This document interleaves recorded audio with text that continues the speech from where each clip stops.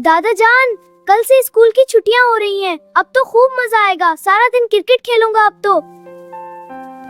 बेटा, ये छुट्टियां सिर्फ खेलने के लिए नहीं होते, बल्कि एक मेहमान की तैयारी के लिए भी होती हैं। कौन सा मेहमान दादा अबू? इस महंगाई में अब कौन सा रिश्तेदार आ रहा है? वो मेहमान जो साल में एक बार आता है और अपने साथ ढेरों बरकतें लाता है। रमजान मुबारक। ओहो दादा जान, रमजान तो इबादत का महीना है, लेकिन आपको पता है इस बार कितनी गर्मी है? ऊपर से मेरी जॉब की टाइमिंग्स, पता नहीं कैसे गुजरेगा। बेटा, अगर नियत अल्लाह की रजा हो तो प्यास भी ठंडक बन जाती है। तुम लोगों को याद है गजवा बदर का वाकया? जी, वो जो 17 रमजान को हुआ था। हाँ, वो सहाबा किराम जो भूखे प्यासे थे, जिनके पास सवारियां कम थीं, लेकिन उनके दिलों में ईमान की रोशनी थी। उन्होंने तपते सहरा में रोजा रखा और अल्लाह ने उन्हें जीत अता की। हमारे लिए तो ये एसी वाले कमरे और ठंडे मशरूबात भी हैं। दरअसल असल इम्तिहान तो नियत का है।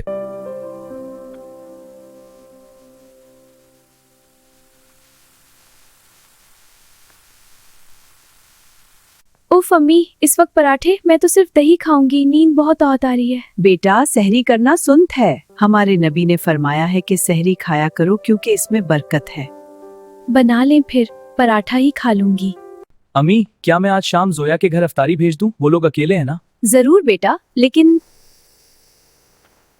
याद रखना, दिखावे के लिए नहीं। इस्लाम में दाएं हाथ से देने का हुक्म है कि बाएं को पता न चले। राइट।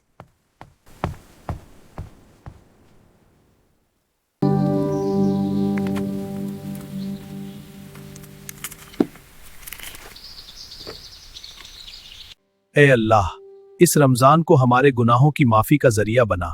हमें इस महीने की असल रूह को समझने की तौफीक दे। मैंने कभी सोचा ही नहीं था कि सहरी का ये वक्त इतना सुकूनदा हो सकता है।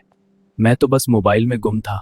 भाई सच में, आज फजर के बाद जो सुकून महसूस हो रहा है वो कभी 12 बजे सोकर उठने में नहीं मिला।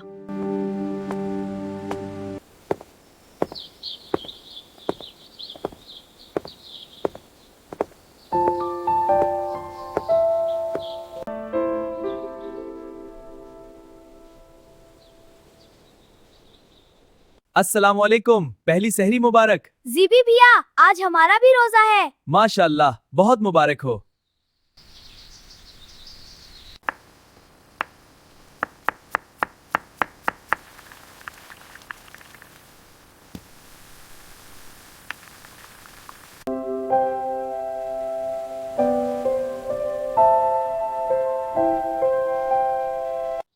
हाँ यार, इस बार हम किसी बड़े होटल में अफ्तार करेंगे। मेन्यू में स्टेक और चाइनीज होना चाहिए। पिछली बार वाला रेस्टोरेंट बोरिंग था।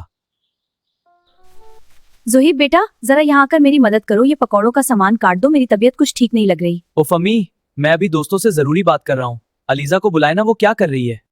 अम्मी, मैंने अभी अभी फेशियल करवाया है, किचन की तपिश से मेरी स्किन खराब हो जाएगी, आप मासी से करवा लेना।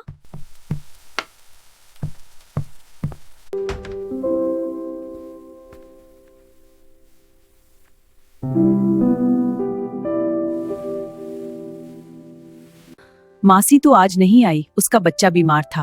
खैर, मैं खुद ही कर लेती हूँ। एक तो रोजा लग रहा है, ऊपर से ये सब काम।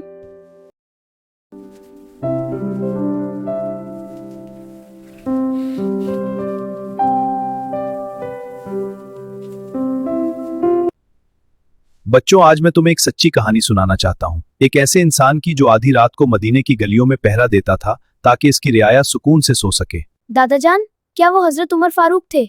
बिल्कुल, वो हजरत उमर ही थे। एक रात जब वो गश्त पर थे तो उन्होंने एक खेमे से बच्चों के रोने की आवाज सुनी। देखा तो एक माँ चूल्हे पर हांडी चढ़ाए बैठी थी और बच्चे रो रहे थे। जब आपने पूछा कि इसमें क्या है, तो उसने कहा सिर्फ पानी और कंकरियां, ताकि बच्चे ये समझकर सो जाएं कि खाना बन रहा है। फिर हजरत उमर ने क्या किया?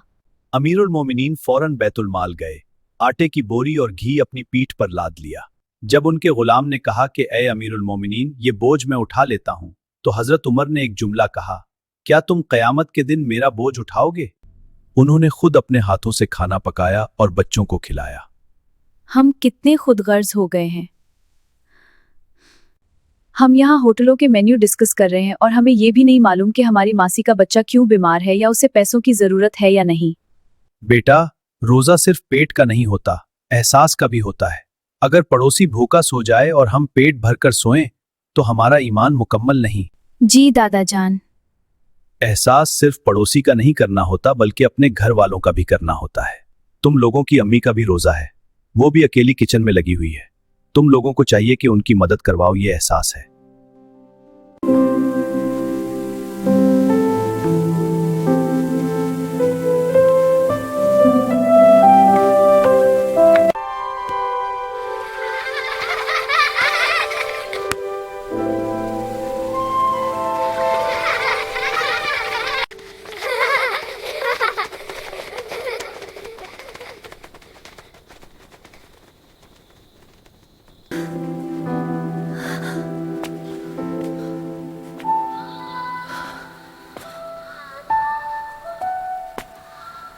अलीजा देखो यहाँ कितनी बो आ रही है और गर्मी कितनी है। हम तो 1 मिनट एसी के बगैर नहीं रह सकते।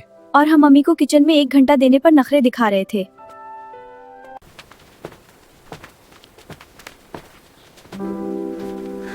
अरे बाजी, आप यहाँ इस तपती धूप में? मासी हमें माफ कर दें, हमें पता ही नहीं था कि आप किस हाल में हैं। ये कुछ राशन है और ये डॉक्टर के लिए कुछ रकम। और मासी, आज से हमसे जितना हो सका हम आपकी मदद करेंगे। अल्लाह आप दोनों को सलामत रखे।